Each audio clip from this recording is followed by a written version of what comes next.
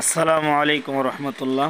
আজকে দীর্ঘদিন পর পুরাতন কিছু সাথী ভাইদের সাথে, যাদের সাথে জীবনের প্রায় 12টি বছর কেটেছে, ছুটিকালীন সময় তাদের সাথে একটু ঘুরতে যাওয়া, সেই লক্ষ্যে আজকে আমরা ঘুরতে গিয়েছিলাম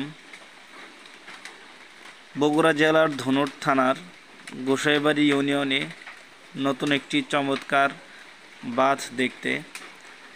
এটা অনেক সময় মোবাইলে দেখেছি আমরা, সেই লক্ষ্যে আজকে এসেছি আমরা এখানে ঘুরতে।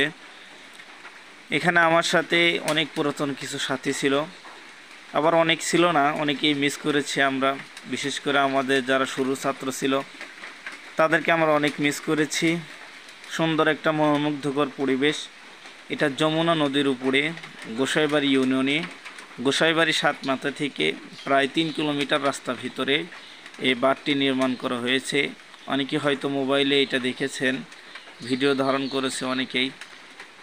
আমরা এখানে ঘুরতে গিয়েছিলাম, আজকে অনেক আনন্দ হয়েছে।